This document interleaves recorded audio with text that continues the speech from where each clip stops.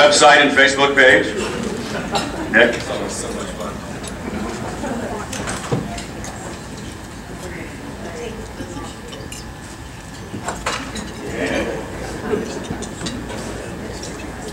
All right. And now you have to tell everybody what you learned. I mean, I have learned so much in my experiences working with Project Liberty as well through the Western Liberty Network. I have gained skills that I thought would never be possible. I can speak to people. I understand how language plays an effect in how people believe and understand different topics. And I think the most important thing I've learned is how we can get Oregon back on track. That's the future, friends. Thank you.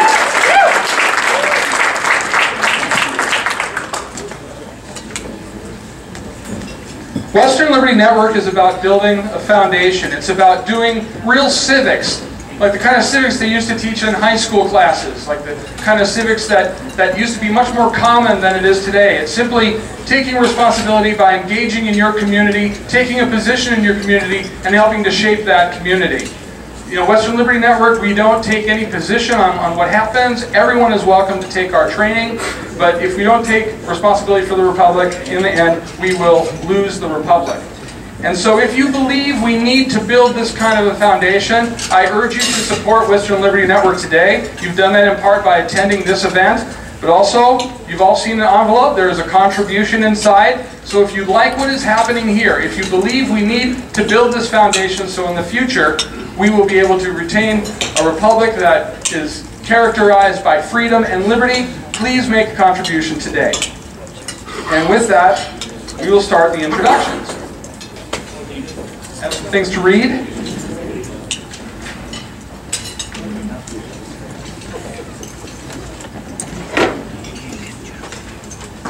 Okay. There were some criteria for inclusion in today's debate. One of the criteria was that the candidate had to file FEC1 and FEC2 form by the 1st of the year. They had to indicate a desire to participate in this debate by the 1st of the year. They had to have paid campaign staff. They had to show that they have spent or raised at least $5,000 by the 1st of the year, thereby necessitating the filing of FEC1 and FEC2. One candidate did not make the criteria, but he is here today. I'd like to introduce you, recognize and give him a round of applause, who is working hard out in the state, Tim Crowley. Are you there? Why don't you stand up and let me take a look at you? So I encourage you to take a look at his information after the debate. The format is such that there will be opening statements. There will be 30-second elevator pitch style opening statements from each candidate. Then after those statements, there will be a candidate question round. Each candidate will be able to address the other candidates with a question that they all will answer, and then they will have a chance for a brief rebuttal. Then the moderator, Lars Larson, will ask some questions, and then he will draw additional questions from the audience through a plastic box that people have been feeding debate question forms into all morning long. And then there will be closing statements, and of course Lars knows, I'm not going to bore you with all the details, but Lars knows the order of speaking and so on. And the order of speaking and position at the podium was drawn by lot. This is position 1, 2, 3, 4. Speaking will generally go in that order. And I'm going to ask the candidates to come forward as I bring them up. The person who will be in position 4 is Monica Wehby. So please, Monica, come on up and take the far podium.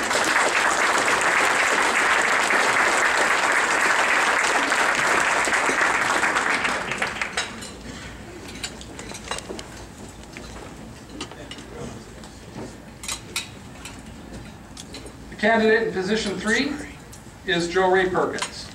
Come on up. Come on down.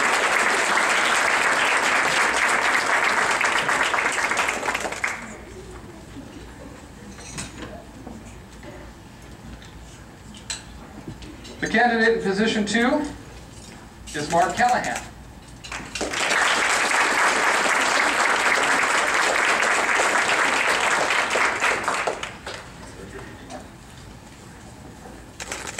And last but not least, the candidate in position 1 is Jason Conger.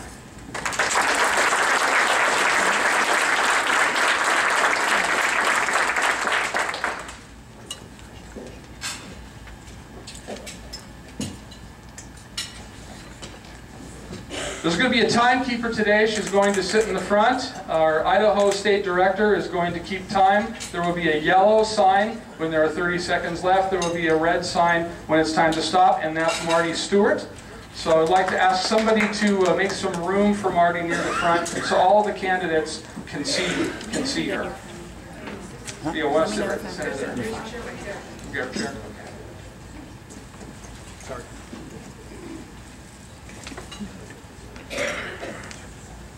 Okay, and with that, I have the honor to introduce Lars Larson, a friend of mine and of course a well-known radio, Fox News, KXL personality.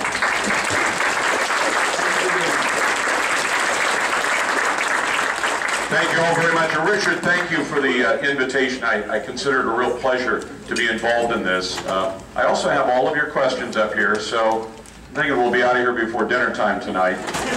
Actually, they've given me the prerogative to choose a few of your questions, and if we can move through them very quickly, we'll get to that a little bit later on. But it's a pleasure to be with you and a pleasure to be involved in an event like this. One of the people you see standing in front of you or in the audience, in Tim's case, may well be representing the state of Oregon in the United States Senate a year from now. And I find that an exciting prospect.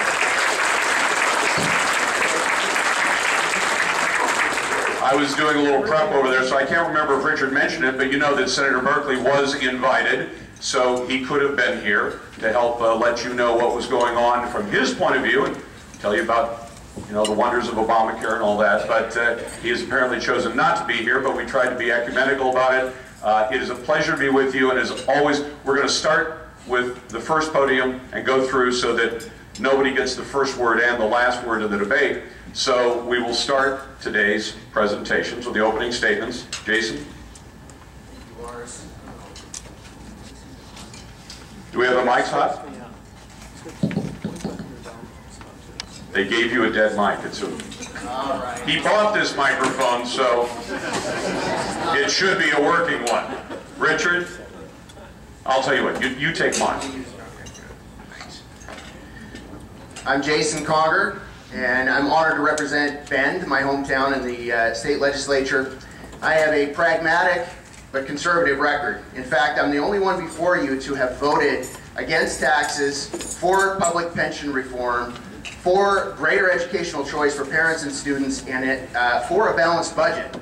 As your U.S. Senator, I will continue to apply these principles and the values we share to each and every vote, and I will vote to repeal and replace Obamacare. I'm also the only candidate with proven ability to win in a contested race against an uphill electorate, a Democrat electorate. I'm Jason Conger, and I hope you will join me in defeating Jeff Merkley.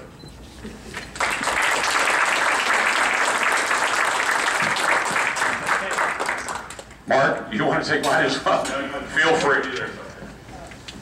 Good afternoon, ladies and gentlemen. My name is Mark Callahan, and I am running for the U.S. Senate against Jeff Merkley. There's two things that Senator Rand Paul and Senator Ted Cruz have in common. One, they are excellent senators, and they have fought for the freedom of our nation. Two, they have not been elected to the respective state legislatures before becoming senators. Ladies and gentlemen, the message of freedom is getting out there, and that's something that the non-affiliated voters and the independents are embracing, and I am embracing myself as a constitutional conservative Republican. My name is Mark Callahan. I'm running for the U.S. Senate against Jeff Merkley. Thank you, and may God bless America. Good afternoon, ladies and gentlemen. My name is Jo Ray Perkins. Normally I would give you the oath of office, but in 30 seconds I cannot get through that. I am, however, the only candidate of the five of us that have filed that I gave up everything. I walked away from my financial planning career. I gave up all of my licenses. I am 100% all in, just like our founders. I have pledged my fortune, which was very little, but I gave it all up. And I have nothing to fall back on, and there is no plan B. I'm now spending 100% of my time in this campaign. I believe we've got to get back to the Constitution and doing the job that the Constitution says is for the Senate and the Congress to do. My name is Jo Ray Perkins. I ask for your prayers, your support, and your vote come May 20th. Thank you very much. Thank you, Jo Ray Perkins. Dr. Wehby. I'm Dr. Monica Wehby. I'm a mother of 4 teenagers. I've been taking care of little Oregonians for the past 17 years, and I'm very concerned about their future. My patients come from all over the state, and every day I hear their anxiety about jobs, the economy, and the well-being of their families. They trust me with their greatest treasure. There is no greater honor than when parents hand you their child and they say, Dr. Wehby, take care of my baby. I will serve you with that same commitment as your U.S. Senator. I'm Dr. Monica Wehby. Thank you. Thank you very much. All the candidates staying well within the time requirements. Now, this is when the candidates get a chance to ask questions of the other candidates, and we start with podium number 2 and Mark Callahan. Mark, you need the loan of mic. Oh, yeah, that'd be great. My question is to Jason Conger. I'm so glad Jason decided to withdraw his Cover Oregon support. I wish he had made that decision $302 million ago. He might be a good senator after a crisis, but not before.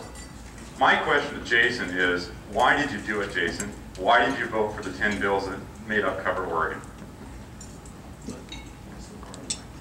Yeah, except that we're going to break, we're not going to break format. I'm going to take it around the loop, and then, as Richard explained, the candidate poses a question, all 4 get a chance to answer it. The questioner then gets a chance to respond at the end. So Joe Ray Perkins gets the first response. I think my mic's on.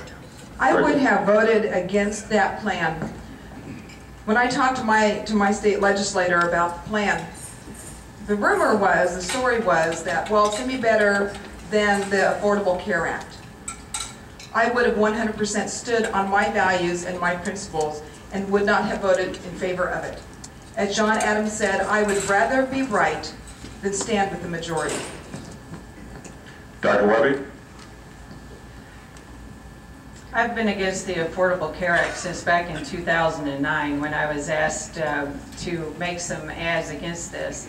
The Affordable Care Act is a big, massive government takeover of our health care.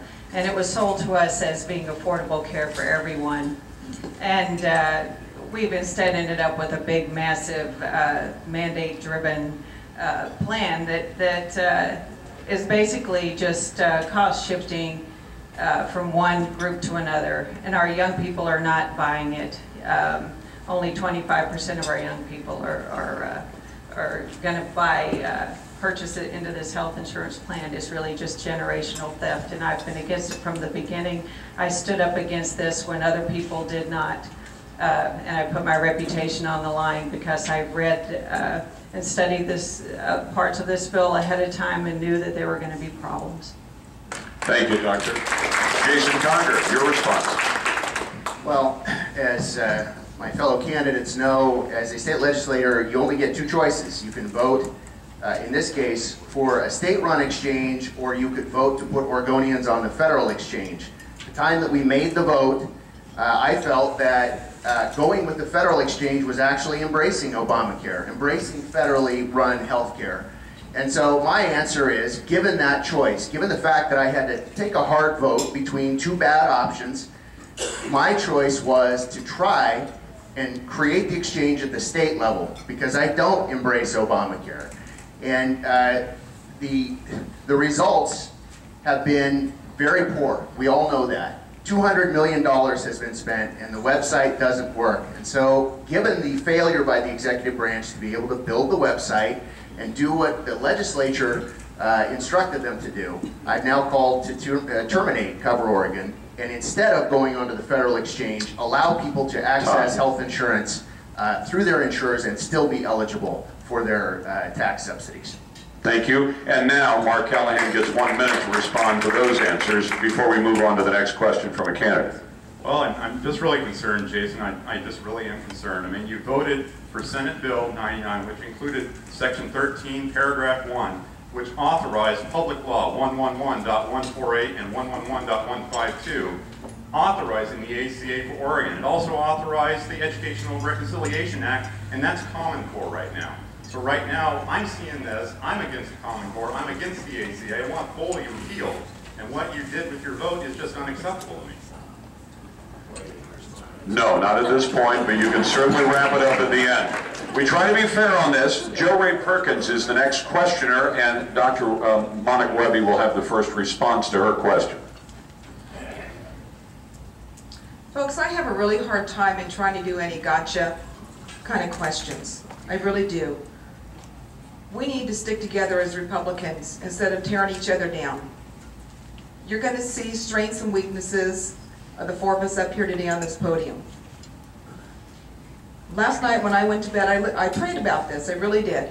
What question do I want to ask? Because I don't want to do a gotcha, but I want honest, from the heart answers from each of us. So I'm just going to ask each of the candidates to state where they stand on immigration and what should be done about it. And it's not to be a gotcha, it's just so that you can see something that, and how each of us view immigration reform, what should we do?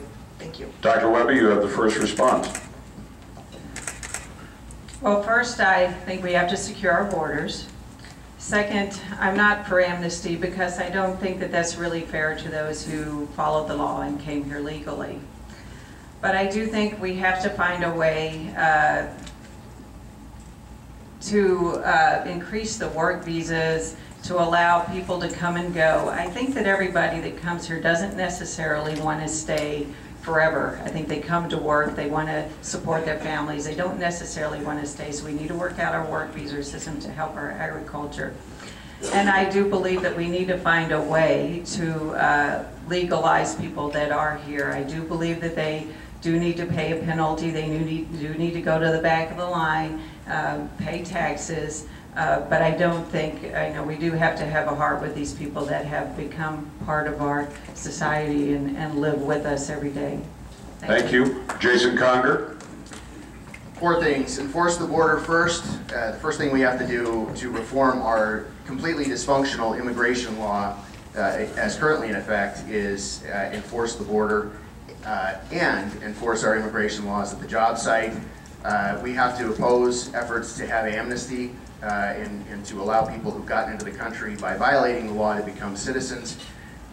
We should also, though, create temporary visa or adjusted status programs that allow law-abiding, currently undocumented immigrants to remain in the country, but as non-citizens temporarily, to work in agriculture and other industries that have, where they have sponsors. We also need to reform the temporary visa program for high-skilled immigrants from foreign countries, so U.S. companies have the workers that they need. Mark Callahan. I'm kind of a guy that keeps it short, simple, and to the point. I got a three-point plan. Enforce the borders, enforce existing laws, and say no to amnesty. That's what I'm all about, and so that's not being done right now. You have Senate Bill, I think it's 744, and that's, or the Immigration Dream Act bill that was in Congress here, that our president is implementing via executive fiat, which is completely illegal. And as I said, you need to enforce the borders, or secure the borders, enforce the borders. Stop amnesty, or say no to amnesty, and enforce existing laws. Jo Ray Perkins, you have 1 minute to respond to your own to the other responses to your question.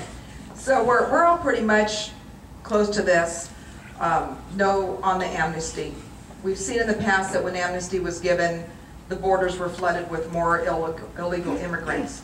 For those people that have been here for years and years and years and years, I mean, we're talking 25, 30, 40, 50 years, and they're here illegally, and they've not been lawbreakers, and they've raised their families here. We should not give them citizenship.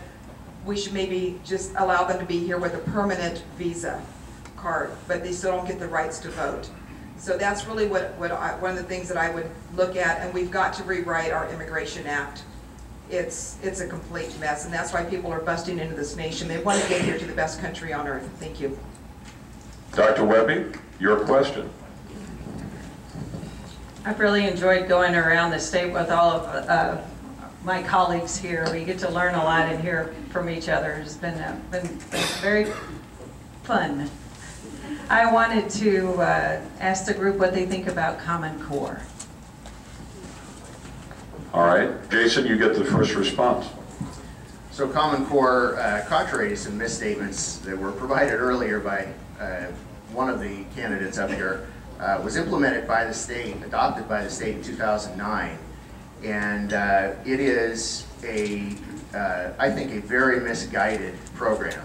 And if anyone in the audience doesn't know what it does, it is a federal curriculum that has been driven into the states using the No Child Left Behind Act and using federal funds as an incentive for states to adopt it. The problem is it's very expensive. The states are having trouble adopting it. It has some real bad implications. And the bottom line is education should be local. It should encourage parental involvement. It should not be driven from the top down. The absurdity of having the federal government dictating to states and to communities what their school curricula should look like is obvious, I think, to anyone with common sense. So, common sense says Common Core should be done away with. Mark Callahan. I'm a pretty direct guy. Common Core is evil and it needs to go away. I challenge my colleague here, Jason Conger, in this next legislative session to put forward a bill to eliminate Common Core from Oregon. Yeah. Common Core is not what our schools are about. Common Core is, our kids are not cookie cutter. We don't need to take a cookie cutter approach to our education system of our kids. That's why I say I fully support eliminating Common Core, and as I said, I challenge Jason and any other legislator here in this room tonight to put forward legislation in this next legislative session to eliminate Common Core. Ms. Perkins? So I would start because we're running for a federal seat. We've got to shut down the Federal Department of Education. Not in the Constitution. I keep looking for it. I haven't found it yet. If you can find it, let me know. We do need to get this back to local control. The idea of Common Core is that a third grader in the third week in January that lives in Portland, Oregon, they move to Little Rock, Arkansas, can walk into their third grade classroom the third week in January, sit down and pick up right where they left off. Well, that sounds good on the surface, but it doesn't work in reality. We're not robots. We don't want robots out there. And by golly, I don't need Pearson's textbooks telling my grandchildren in a writing lesson that the president is to be obeyed at all times. And that's in their worksheets. And that kind of stuff has got to stop. It absolutely is a way to get to the minds of our youth, because that's where they always go, is to the youth. Folks, get involved locally, and let's stop this madness. Thank you. Dr. Wehby, your 1 minute response. I think we're all pretty much on the same page with this, which is good to hear, because we all understand that local control is much better than a centralized top-down approach. The thing that worries me about this is they are coercing states to join into this, because they tie a lot of the federal funding, No Child Left Behind, Race to the Top, they're trying to tie that to the state's funding to coerce them into joining and signing up for the Common Core. And the other thing that bothers me too about it is that they're trying to make the SATs and ACTs all tested from the Common Core. One of my sons, my second son, is taking the SAT this morning, and our children will be at a disadvantage if their school doesn't adopt the Common Core, if the Common Core is is teaching towards the ACT. So that's a concern that I have about it as well. Thank you. Thank you, Doctor. Jason, you now have your question for the other candidates. None of the three of you have a voting record that voters can look at to find out where you stand on issues. I guess in the case of Monica, other than the 25 years worth of service with the American Medical Association, which has taken a lot of positions contrary to our view on the Second Amendment. But in our prior forums and in an interview with the Portland Business Journal, Monica at least has said she would not vote to repeal Obamacare. And the explanation was because the president would veto it. And this question is for all three candidates. But does that mean you would always avoid battles with the president, or in Monica's case, just on the issue of health care? Mark Callahan. The answer to your question, Jason, is no. Our president has done some criminal things. And once we take back the Senate in 2014 and we retain the House, we get enough votes, I'm not going to hesitate to impeach that guy. There would be conviction in the Senate or in our Constitution. But the point is, I fully support the full repeal of Obamacare, because Obamacare is socialism and needs to go away. It's not what our country was about. It's not what our country was founded upon 238 years ago as a constitutional republic. Joey Perkins. Well, I'm going to start off with, just because you've got a voting record isn't always a good thing. Sometimes it's good to have somebody think outside the box and come in with fresh ideas and a new view. And that's what you get with me. I'm a fast thinker, I'm a fast learner, and I've been able to see simplicity out of chaos. And I have no problem taking on anybody that is violating my constitutional rights and my liberties. And I absolutely will stand up to anybody that wants to take those away from you, your children, your grandchildren, your great-grandchildren. Thank you. Dr. Wehby. First of all, I'm a proud supporter of our Second Amendment rights. You can't be tied to every vote that an organization that you believe in takes. I mean, good Lord, 30 years of AMA policy, you're going to try to tie me to every one of those things that they voted on. Second of all, the healthcare system. I wasn't for it before I was against it. I have always been against this. I stood up against this when I was a member of the AMA. The AMA supported the healthcare law, and I stood up against it and put my reputation on the line and did that because I knew it was going to be the debacle that it is now. I actually studied this bill, tried to point this out, felt like the lone voice in the desert, you know, and now we look quite clairvoyant because we did make some commercial about this, pointing out the problems with this law.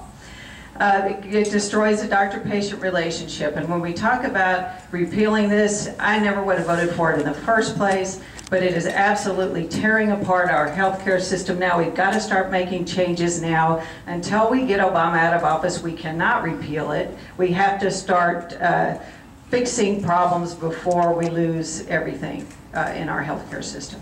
Thank you. Jason Conger, your 1-minute response. Well, I think maybe I wasn't completely clear about the question. The point wasn't to say that having a voting record is a good thing. The point was to say if you don't have a voting record, it's hard for the public, the voters, to check what you say by how you voted. And in my case, of course, I voted over 2,000 times in the state legislature for any number of bills, including balancing a budget, opposing tax increases, et cetera, et cetera. And the other point of the question was to say, look, when it comes to a budget bill, when it comes to maybe a bill that might be introduced to undo some of the extraordinarily overreaching executive orders that the president has passed, and the president says, no, I'm going to veto it, does that mean you won't vote for it? That was my point, and appreciate the time.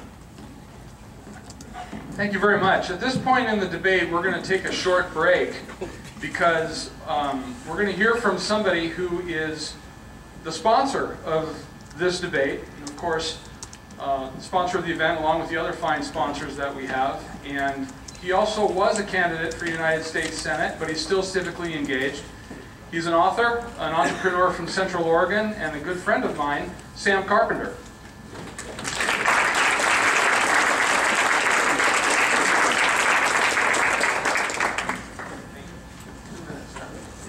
I sponsored this, so I get to talk for 2 minutes, okay? You got the little form from Richard. That's a 501c3. Sam, can't hear you. The 501c3 form is also a 60% discount for you high rollers, so help Richard out, okay? In Oregon it is anyway, or California. Hey, so I'm a mechanical guy. I believe that the machinery needs to work well. You know that, Jeff, right? Richard? The machine has to work properly. And so what's our goal here, if you want to get down to the root? We need to replace the operators of the machine. The machine is fine, but we got to remove a certain Democrat. And what I want to talk about here for just 2 minutes is what I want to hear as a citizen. And I may be a candidate in a couple of years, but this is how I would talk to people out in the audience. Okay? And I want you to think about Scott Walker and his $1 billion plus in the budget up in Wisconsin. Have you all heard about that? How long ago was it we were watching all this on TV? $1 billion budget surplus, Wisconsin. Okay?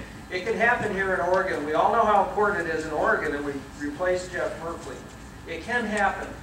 And I take issue with the Los Angeles Times that says taking Merkley out is a long shot. Take on the media.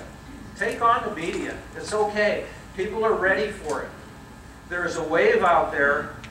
We don't want to really hear about how great the Constitution is. It is. We know that the kids, our grandkids, are going to suffer. We all know that. But bring it to me now. Talk to me from your guts. Tell me how you feel, and what are you going to do? We know the lessons. We know what's happened. We've been listening to it since 2009. Now tell me what you're going to do. Soccer moms in the audience and soccer dads, you know, hey, your kid, you should be able to send your kid to any school you want. There should be 40 or 50 private schools in Bend, Oregon. No, you're paying the taxes to the federal government. You got to send them to a public school. Talk to the parent. And the union guys. I've worked for unions, and I've dug ditches, and I've scrubbed toilets, and I've done it all. I'm telling you, in the union halls, it's not a happy place right now. There's membership problems. Why, union members, should you have to pay your dues? Why should you have to pay your dues? They won't argue with you. Why should they?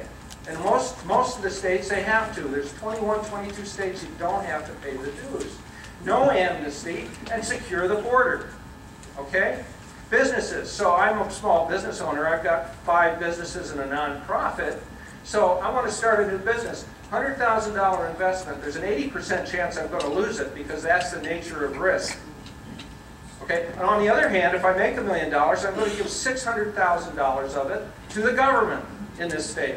Darn close to it. Why should I do that at all? Hey, the soccer mom understands that. The union guy understands that. Even the illegal alien understands that. Talk logic and talk from your guts. Not up here. Talk from your guts and let me know how you really, really feel inside. I don't care about the specific bills. I just want to know how you're going to roll, kind of what your vote's going to be.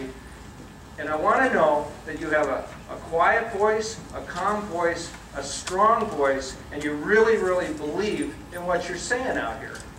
Okay? Be confident.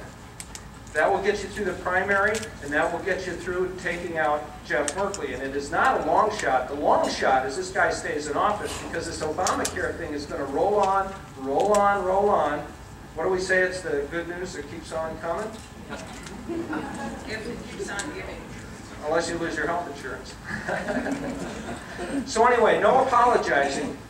Okay? No apologizing for your conservatism.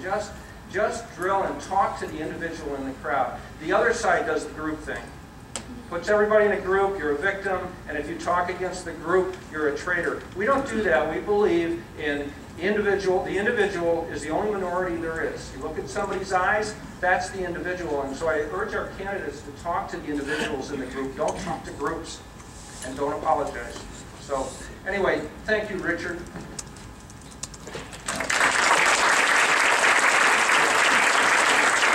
Thank you very much for sponsoring this event. Now, at this point, it says the moderator gets a couple of questions, but what I've decided to put on my glasses because I looked through every one of these questions. Folks, you write great questions. And, I mean, listen, I'm a guy who asks questions for a living. You write great questions, and I can see a whole range of points of view. I think all of our liberal friends would be surprised as to how much difference of opinion there is among people within a room full of conservatives and libertarians and Ron Paul supporters and independents and everyone else.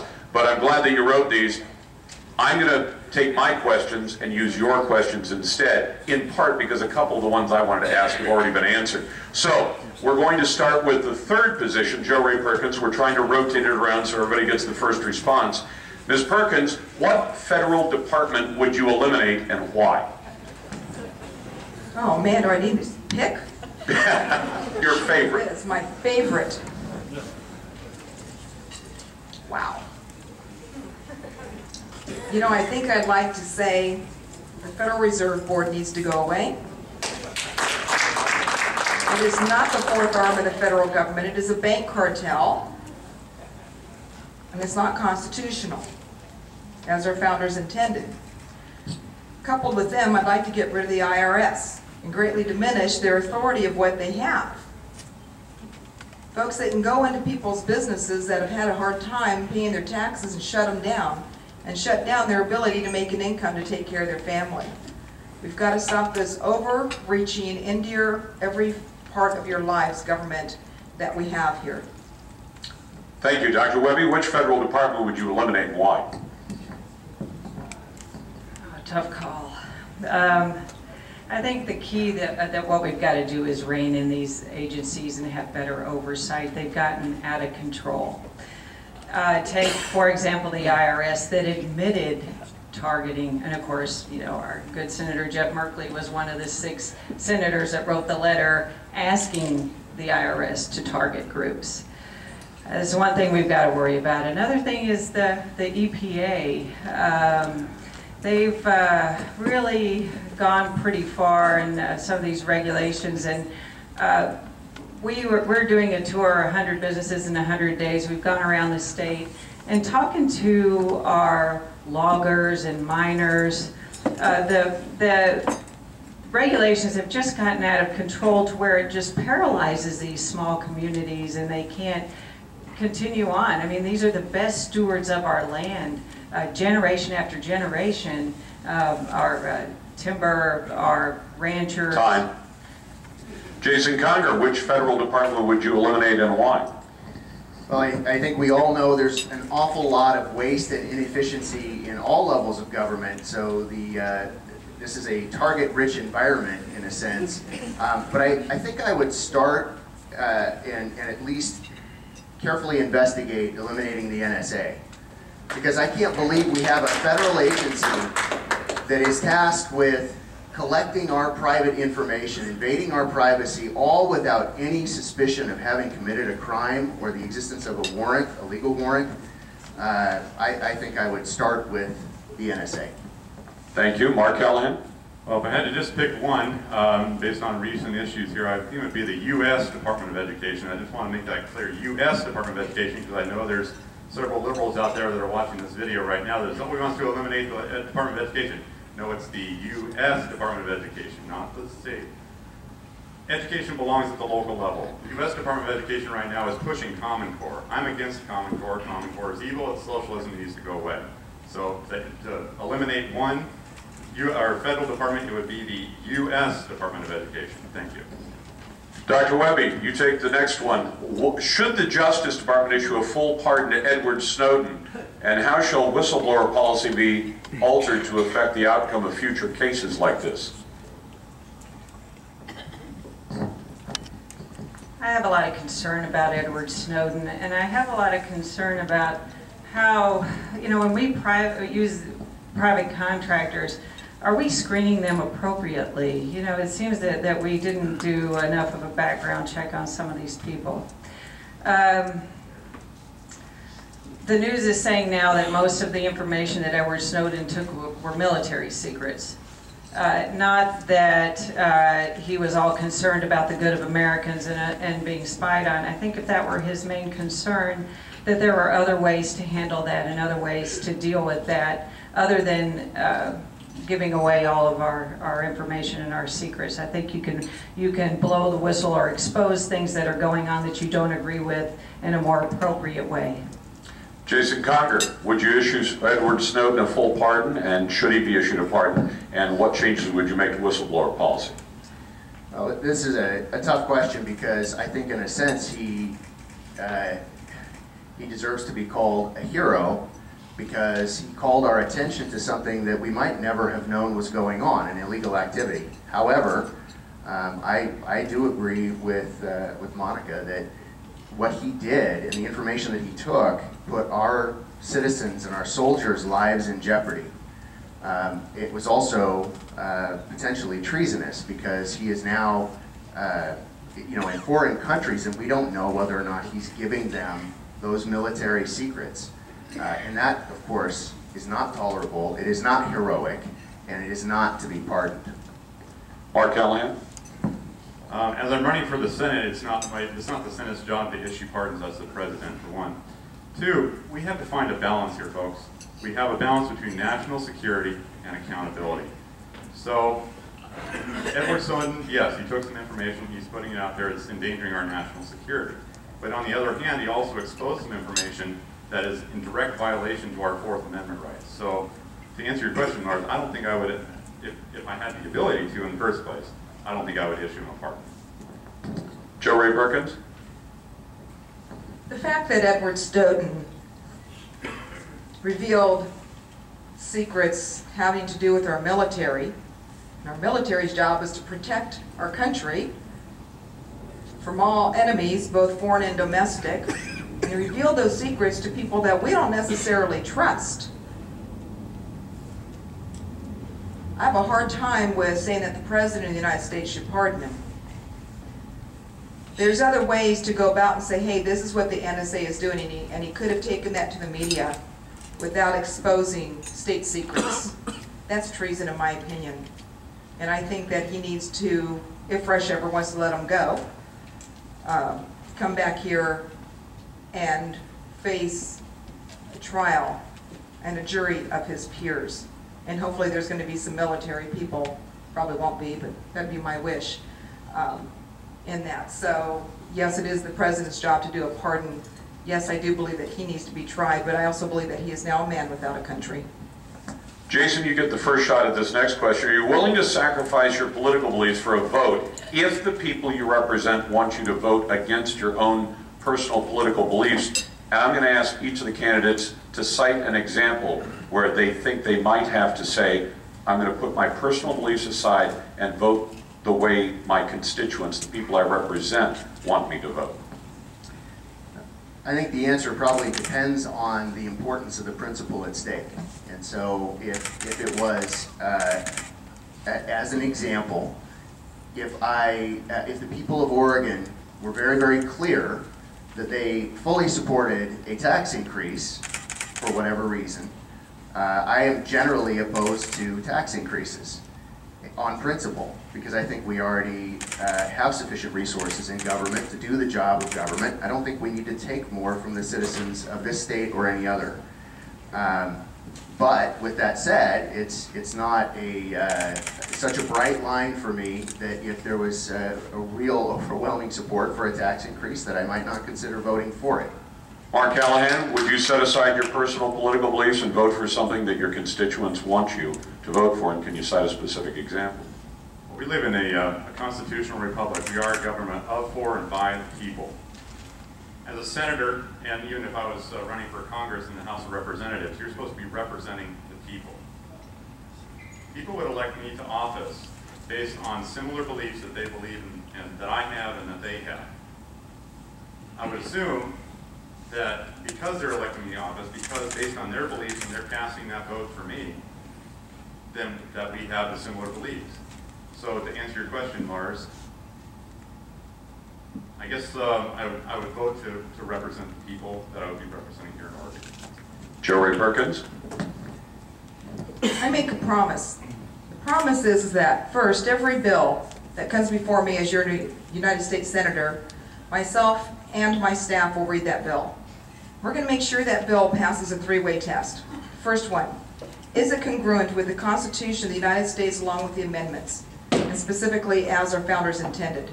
Is that bill free of pork barrel spending and unrelated projects? And is that bill fiscally and socially conservative? I will not vote on a bill that violates my social values. I can't.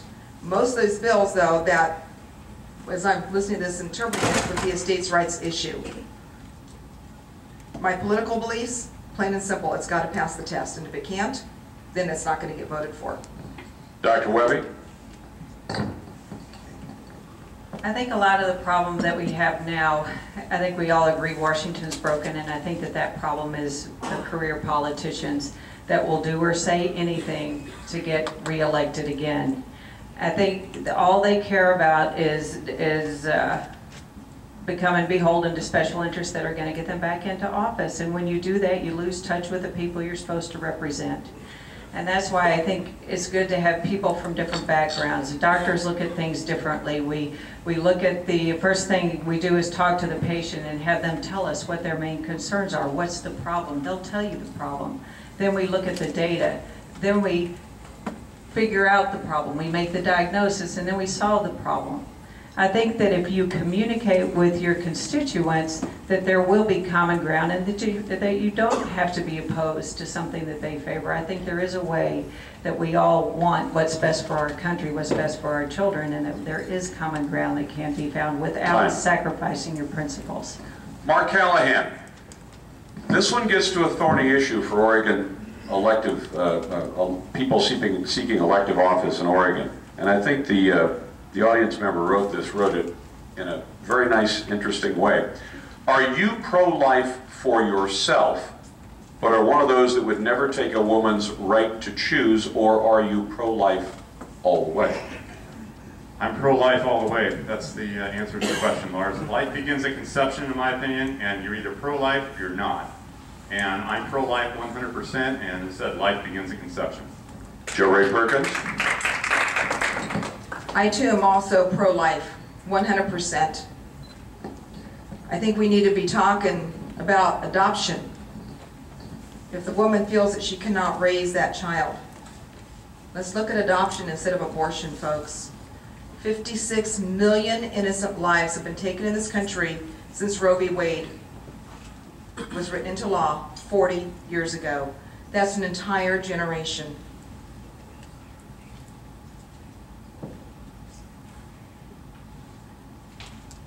It's not an easy decision for a woman to have to make,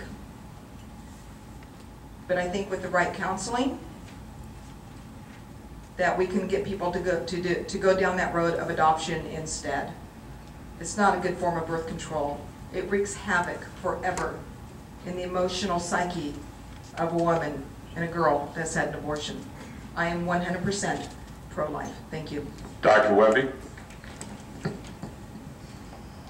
I was raised Catholic in Tennessee, and I've dedicated my entire professional life to taking care of children. I have held these 23-week babies in the palm of my hand. I operate on those babies, and I try to help save their lives. And I believe that every life is precious. But I believe that this is a personal decision between a woman and her family, a woman and her faith, not between the woman and the federal government.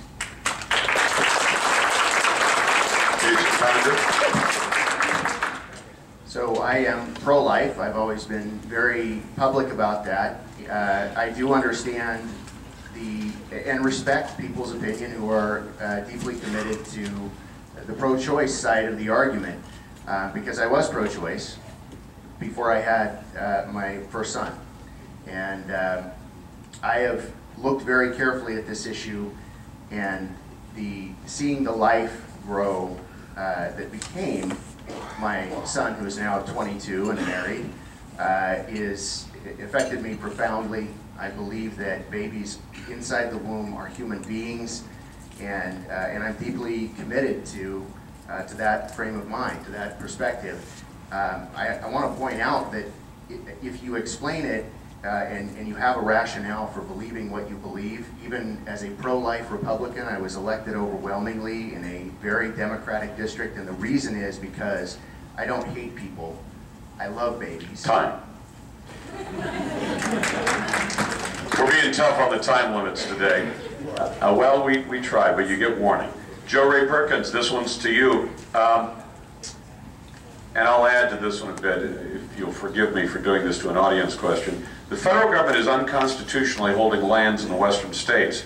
What will you do as a senator to get us our lands back? And should those lands, I'll add, go back to the state or county governments, or should they go back to private ownership? Jo Rae Perkins first. I love this question. Article 1, Section 8 of your U.S. Constitution says that the federal government can own 10 square miles. We know that as Washington, D.C. It also further goes on to say that it will purchase from the states lands for military uses. So why is it then in the state of Oregon, 51% of the land is owned by the federal government illegally? That land is not being well managed. People that own land, your own personal property, you take better care of it. I think that land first needs to get back to the states. Second, it needs to get into private property, private ownership. We'll create an automatic tax revenue for the state, because now that property is currently untaxed will suddenly become taxed. Thank you. Dr. Wehby? I agree with Jo Rae about that. I do think that local control is always better, state control. And then once we get the land back in the state can decide what they want to do with it. Jason Conger.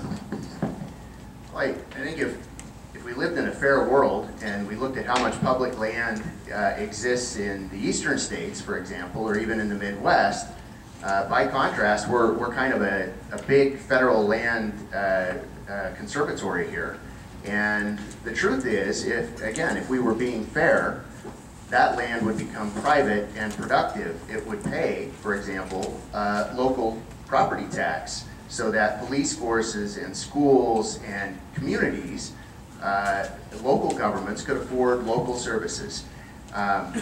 So in a fair world, that's what would happen. Barring that, I want you to know that I am deeply committed to actively managing our federal forests, getting money back to communities in rural Oregon, and jobs back in the woods, back in the mills, and actually, I believe that it will have a profoundly good effect on the ecology of the forest and the environment, because we will cut down on the risk of catastrophic wildfire. Done.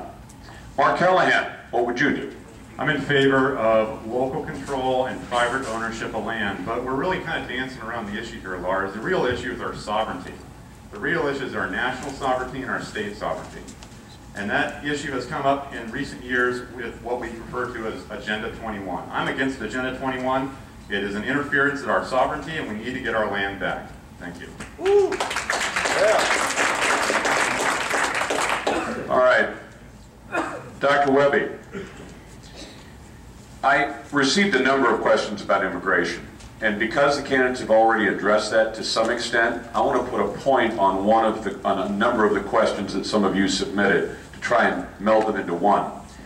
I want to know, starting with Dr. Wehby, why you would consider expanding the number of H-1B visas or any other form of visas to bring people, both either talented or untalented, into the United States at a time when we have millions of Americans who do not have jobs and would like to have jobs, and against whom those foreign visa holders compete.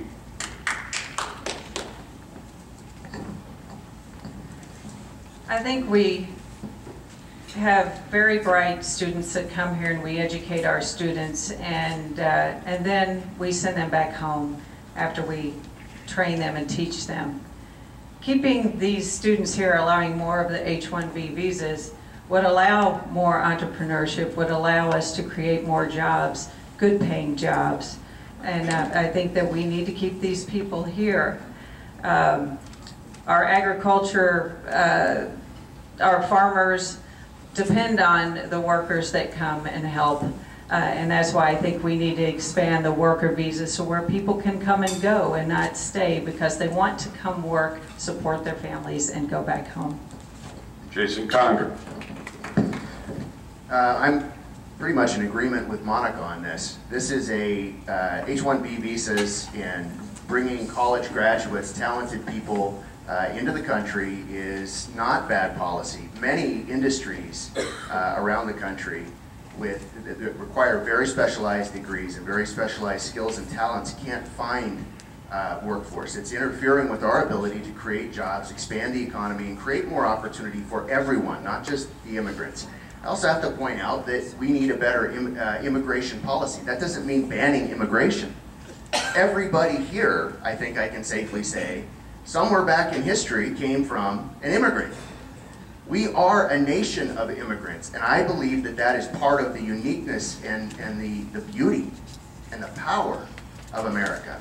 So I think expanding H-1B visas should be handled carefully and should be focused on degrees that are truly needed and truly bring value to the whole country. Mark Callahan, should we consider expanding visas of any kind to bring either talented or untalented individuals here to compete with American workers? Well, Lars, I see what our economy has been doing over the last couple of years, actually the last few years in recession we've had. And I'm a big advocate of American jobs for American workers. That's what we need here. We need to put people back to work. We don't need to be importing people from other countries to put them to work. So in reference to your question, I say we hire Americans first, and then if there is other jobs that are left over, we can give those to the people that are coming in on the visas. Joe Ray Perkins? Yeah, it's hard to answer this question in 60 seconds. There's so many rabbit trails one can run down, but I'll run down this one. I find it first interesting that we have so many students coming from abroad to study here in the United States. I just had the opportunity to go back and get my undergrad after 30 plus years after I raised my family and spent years in business and civic service at Oregon State University, and ran into lots and lots and lots of non-U.S. students that were here on their education visas. And a lot of them want to stay here because they see the freedom that we have.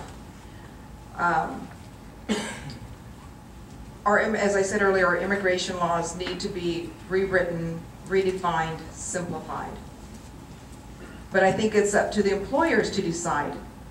Let the market decide who they want to hire. Yes, of course, in my heart, I would want them to hire an American first, but if we don't have students that are educated because our education system is in the toilet, they're going to have to hire somebody from outside this country. Thank you. Jason, you're up first this time. So, how do you feel about the war on drugs and its implications on individual liberty? But let me add to that. States are beginning to legalize marijuana. It's still illegal at the federal level. Would you, as a senator, vote to take marijuana off the federal schedule of drugs so that states could freely legalize it and would be legal both at the federal and the state levels? Boy, you made that complicated. Can I get the question again? All right, let's do the question again. Washington and Colorado legalized pot. I'm just joking. The feds say it's not. Would you take that away? All right. So the problem, obviously, with the question is it puts the dynamic of states' rights versus federal, and I am a serious proponent of states' rights. I think we need to return power to the states and get it closer and more accountable to the people. I am not a big fan of legalizing marijuana. I'm puzzled as to why we would do that, broadly speaking, you know, full legalization. I guess I'm fine with carefully restricted medical marijuana. But I don't understand why we would legalize marijuana when we're so adamant about trying to stop addiction to tobacco. And marijuana, according to most of the information I've seen, is more harmful, and certainly with a lot of people is equally addictive. It confuses me, but I think at the heart of it, maybe there's a revenue source, and some people are supportive in government because they think that it's an opportunity to tax a whole new industry and tax a whole new stream of addicts who can't help but pay the tax. Time. Mark Callahan, would you take it off the federal schedule? Well, although I don't partake in marijuana use myself, it really comes down to a states' rights issue for me. 10th Amendment, states' rights, and that's how I would answer your question. All right, Jo Ray Perkins. Well, if we're going to take marijuana off the federal schedule, are we going to take cocaine, heroin, methamphetamine? Where is it going to stop? Is it a slippery slope? I absolutely believe in states' rights. And it is a tough one, because where do you draw the line?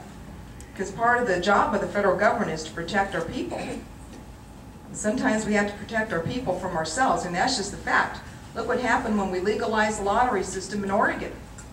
We ended up with thousands and thousands of people addicted to gambling and losing their money. And why in the world, another form of tax revenue, really? Don't smoke cigarettes, but it's okay, get stoned and go out there and drive around. And by the way, in 1970, THC content of marijuana was between 2 and 3%. Today it's between 15 and 30%. That's a lot of THC in one's content, and it permanently kills your short-term brain cells. Is that really what we want to do, is encourage our youth to lose more of their brain cells? Talk about more dumbing down of America. Time. Dr. Wehby. Well, I believe in states' rights as well, but I have a problem with legalizing marijuana. First of all, it's a nightmare for our police force. How are they supposed to measure this? It's not like you can have a breathalyzer right there and check the level. Then it's a danger to the developing brain. We know that we don't know how much injury it's going to cause, and our children that are going to be, that it's going to go down to the kids, it'll start doing this as well, and we don't know how much damage it's going to cause. We know the brain's developing well into our 20s before it starts to atrophy when we get older. And also the problem is that you've got neighboring states. What if one state agrees that it can be legalized, say Washington, and then they drive across the river to Oregon? What do we do with that? So I have problems with this. I'm worried about it because of the physical and mental issues, and because of the danger of people driving intoxicated or coming to work intoxicated. Jason? Oh, that's right. I lost count. My head's going around in circles. Let's start with Mark Callahan. Hey, Mark, what is the principal qualification that you have that makes you better qualified than the three people you share the stage with? Well, I started out all my speeches where I've been talking as I'm a father, I'm an average American, I love our country. I know Jason's a father, Monica's a mother, and so is Joe Ray. But it comes down to one thing for me, and that one thing is freedom. The one thing that our country was founded upon is freedom. And we need to get back to that, ladies and gentlemen. We have our government that is building drones. We have our government that is spying on us. We have our government that is trying to take away our Second Amendment rights. It got to the point where I just had to get off the couch, stop watching TV, and stop complaining. I had to get out there and do something about it. I have 2 daughters myself, and I got to secure their freedom for our future. Thank you. Thank you. Joe Ray Perkins, what is the principal qualification that makes you better qualified than the people you share the stage with?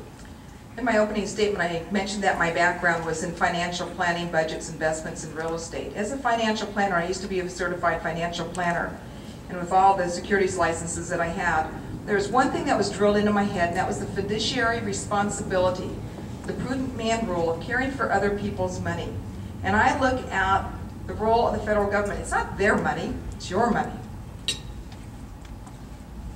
As a financial advisor, I was charged with making sure that I made the best, wisest, and most conservative choice to meet my clients' personal objectives. And I take that exact same thing with me. I'm doing that on the campaign trail with the money that's coming into the campaign. I am stretching every penny out there. I'm always looking for the best deal for our campaign literature, making sure that we can get the best on lodging, everything that we're doing out there. And I take that exact same kind of thing. We've got to stop this spending. I balance the... Time. Dr. Wehby? I think it's important that we have somebody that has a different perspective and different ideas and basically just common sense in Washington. I think doctors see things differently, and we're trained differently. We're trained to be problem solvers. We look at things logically, not ideologically. And like I said earlier, we listen first. We look at data. We make an objective diagnosis, and then we solve the problem. We're not pulled one way or the other strictly by emotion, and we're compassionate people, but very rational people. I think we need people that know how to add and subtract and know how to solve problems in DC so things don't continue to get worse. I've never been accused of being a shrinking violet ever in my life. I've been president of multiple societies and worked very hard and always stood up for what I believe in, and I will continue to do that. Jason? Each of the candidates up here shares most of the same policy ideas to a large extent, and shares the same values, the values that we all have. So I'm not here to denigrate them, but I very much want to take this unique opportunity, this rare opportunity, to defeat Jeff Merkley. It's not every day that you get a shot to beat an incumbent senator and to change the electoral dynamic in Oregon, to prove that someone who has conservative values can win statewide so that other candidates who have conservative values will step up and win too. I'm not going to talk about qualifications, I'm going to talk about odds. If you're an odds layer, someone who has held elected office, who has won in contested races against Democrats, is far more likely to win against Jeff Merkley in a statewide race. And I'm not here to beat my fellow Republicans. I'm here to beat Jeff Merkley. Joe Ray Perkins. This one's after the primary. When all but one of you lose the primary, how are you going to support the winner of the primary, and how will you help the campaign to gain ground back for freedom? And please be specific. Well, since I'm going to win, I don't need to answer that question.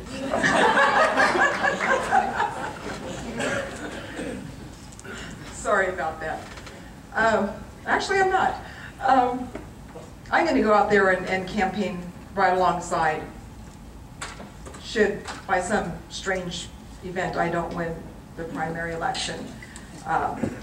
We've got to replace Jeff Merkley. We've got to stop his progressive agenda and the progressive agenda of the liberals in this country and get this country back to what our founders had in mind, of a limited government, not an overarching government. We've got to get back to that freedom and liberty. And although I am 100% confident I'm going to win against all the natural odds that are out there, I would support any of these people up here because they're going to bring much better, including Tim, who's not up here. They would do a far better job for our country than Jeff Merkley is. Dr. Wehby? Of course, we would all support each other. I think we can never take our eye off the target, take our eye off the ball. We have got to get rid of Jeff Merkley. We've got to take the Senate back before it's too late. I'm really worried that we're gotten to a tipping point. And if we don't turn things around now, I don't know if we can. And but we've done it before, so I'm optimistic. I would actively support, I don't care which, you look at all of us, any of us are better than what we've got now. And I would actively encourage my supporters to help whoever wins. Of course, they'll be helping me, but I'll ask them to help whoever wins. Jason? I agree. The goal is to beat Jeff Merkley. It's all about that. But it is bigger, I will say that. This is a potentially national election because the majority in the Senate hangs in the balance. So we get the bonus of perhaps ridding the country of Senate President Harry Reid as Senate President. This is a very, very important election. It is a rare opportunity, and of course, whoever wins the primary will have my support because I recognize both the opportunity and the importance of what we're talking about. This has implications for Oregon, it has implications for the country, and it has implications for our future elections here in Oregon. Callahan. Lars, I've given this question a lot of thought in recent days. It was actually asked in Bend when all four of us were over there on Tuesday. My original answer in Bend was I would only support them if they were a constitutional conservative like myself and that they were dedicated to freedom, or restoring freedom in our country. I've given it some thought, and I'm seeing that, yes, we need to get rid of Jeff Merkley. I faced off with him. I asked him a couple questions at a couple of his recent town halls. The video's online if you'd like, callahan.oregon.com. But I've come to the realization that I need to do what I can using the skills that I have to support the candidate that can beat Jeff Merkley. Thank you. I'm going to throw in one of my questions because I want to leave mine to the last because I like to have fun on the air. I do a talk show and I do it around the state of Oregon on a little network. And the folks like Mark Foley and Larry Craig of Idaho and Anthony Weiner of New York are a lot of fun for people like me, but they're very disappointing for me as an American to see people engage in acts of moral turpitude while in public office or even on the public payroll. There have been some terrible examples of that. So I'll start with Dr. Wehby since she's next in the rotation. Would you support either, I've never been a fan of putting this in law, but would you support, in effect, a contract with the people of the state of Oregon that if they find that you've conducted any kind of act of moral turpitude while in office, you would submit your resignation and quietly leave? Now, Foley's actually a good example of that from Florida. I don't know how we got him, but he was screwed up, but the minute he got caught, he left. Larry Craig is a bad example of that. He was a Republican, by the way. So I don't see a way to put that in federal law, but I would love to have the voters know that if you're caught in an act of moral turpitude, and that gets defined by the circumstances itself, you can't define it. Who could have imagined Anthony Weiner, for example? Who would want to? Who would want to, but Dr. Wehby, how do we deal with public office holders? How should we deal with public office holders who get caught in circumstances like that?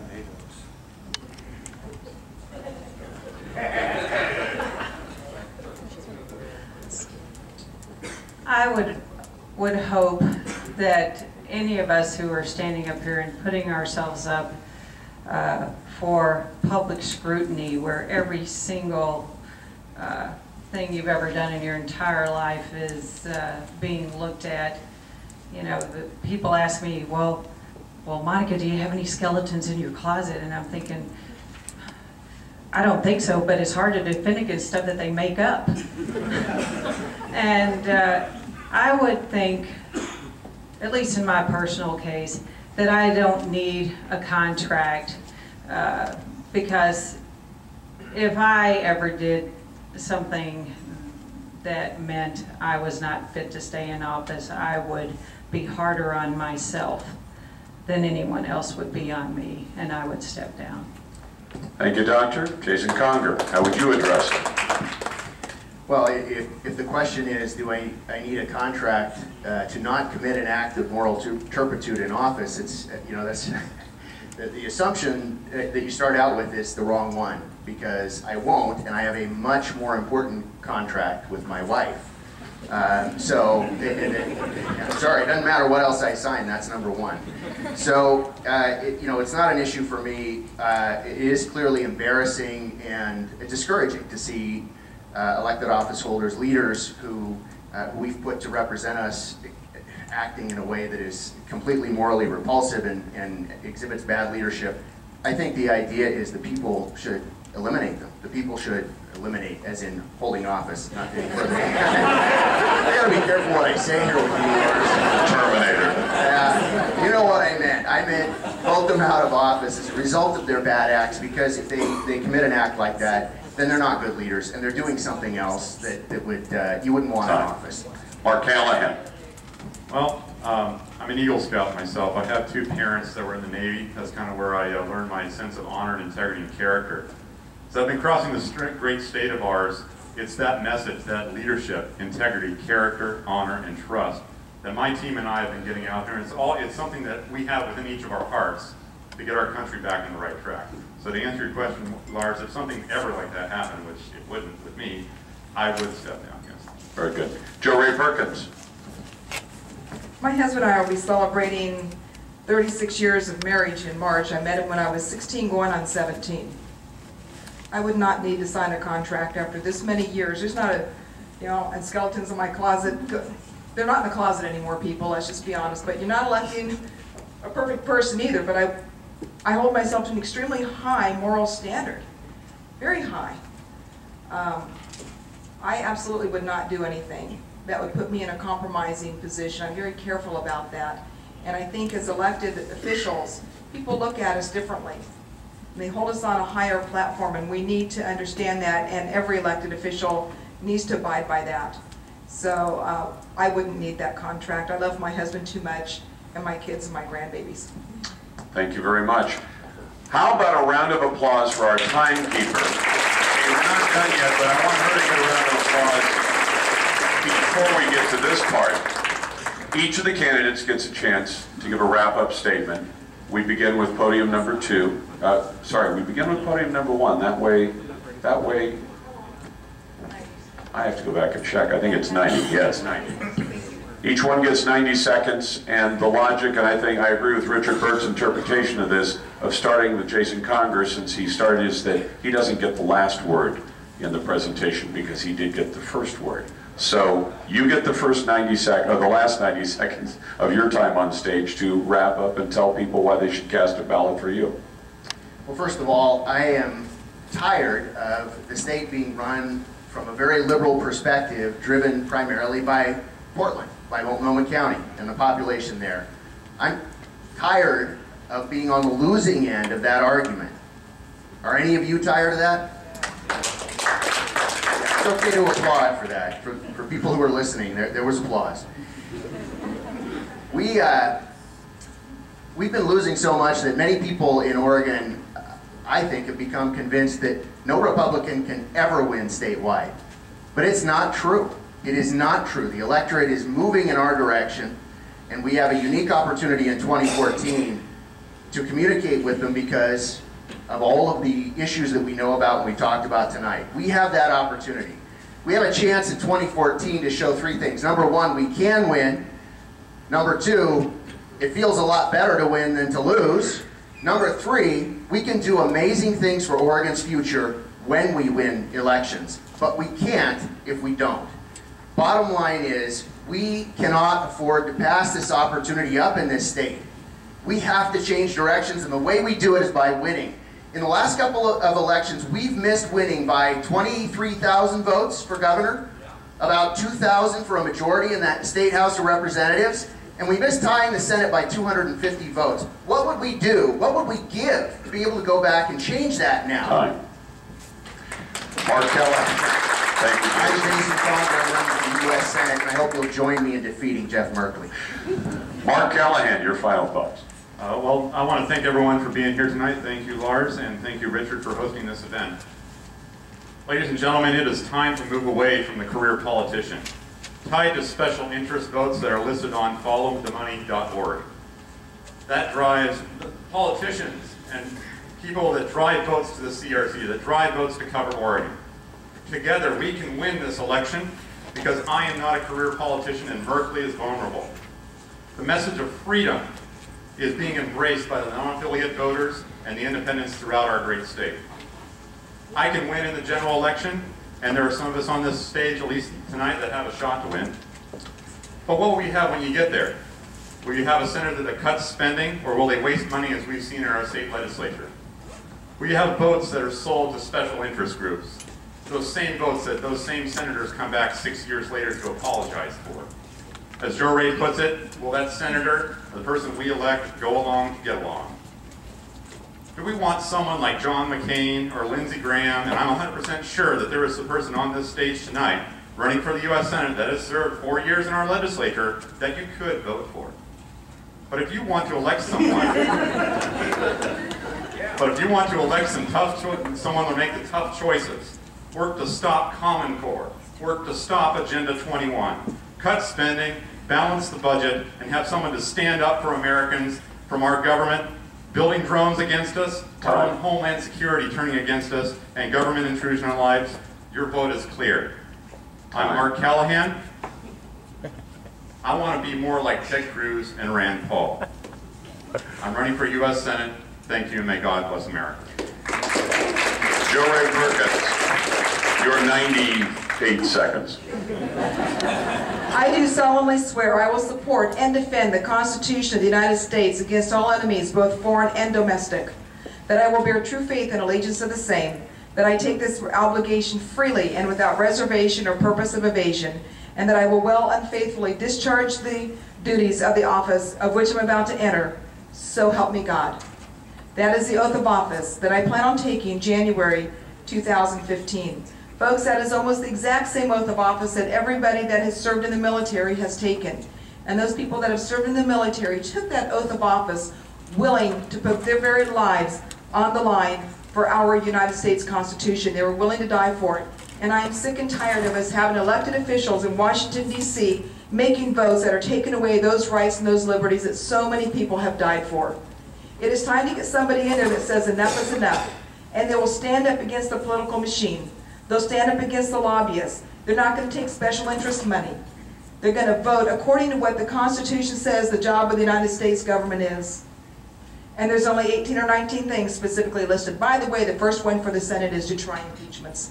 Just thought I'd put that out there, just in case we can get the House with the backbone. My name is Joe Ray Perkins. I have the drive. I've laid it all on the line, just like our founders did. You see, when this country was founded, 20% were loyal to the crown. That's today's liberals. 20% were conservative. My name is Joe Ray Perkins, PerkinsForUSSenate.com. Thank you for your vote. Dr. Wehby. Jeff Merkley doesn't believe in you. He believes that you need a massive government bureaucracy to dictate, mandate, and control every aspect of your life. Do you like where we are? Do you like what you see? I believe the individual, the family, the local community knows what's best. We don't want to be micromanaged from Washington, D.C. Ask yourself, who controls your life? I'm not a career politician. They're the ones who got us into this mess. They vote for laws they don't understand, and we have to suffer the consequences. In neurosurgery, you often can't undo mistakes that you make. You don't get a do-over, you don't get a second chance. You got to do it right the first time. We need a little more of that attitude in DC. I studied the Obamacare bill, and I knew it was a disaster that it has become, and I had the courage to stand up publicly from the beginning when others did not. I put my reputation on the line for what I believed in. The National Journal now lists Oregon as one of the most vulnerable Senate seats and cites my candidacy as the reason. Town Hall magazine says I am the GOP's best hope in this race. It is time we focus on what's good for the people, not what's good for the politicians, and we got to get back on track. We've got to start creating jobs, living within our means, and educating our children. We're the party of opportunity and optimism. I'm Monica Wehby, and I ask for your vote. Folks, let's have a round of applause for all the candidates. Thank you all for those wonderful questions that you wrote. I appreciate that. I hope you didn't mind my additions. And thanks to the Western Liberty Network for putting this on. Richard, thank you very much for the opportunity.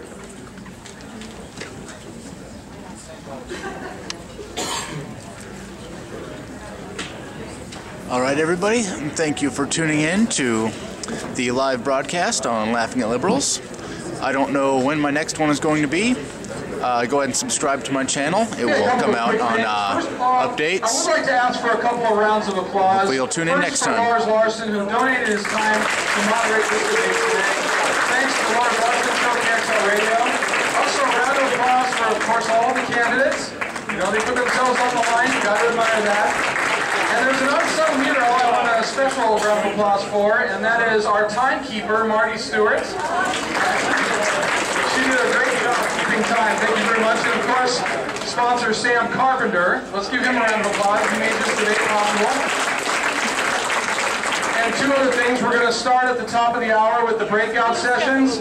Anyone who's here can go to the breakout sessions. We're not going to have snipers at the door. And then after the last breakout session, those who want to, just on your own, we'll be having dinner at the grill, the award-winning grill here at the Sheraton Hotel. So the full video of the Senate debate will be posted and archived, so if you missed parts of it or you want to rewatch it, it will be posted at some point once I figure out how to do that. I don't know if I have to take the live broadcast and switch it around or if I need to take what's on my memory card. Anyways, this is Laughing at Liberals, signing out. Oh, you're driving?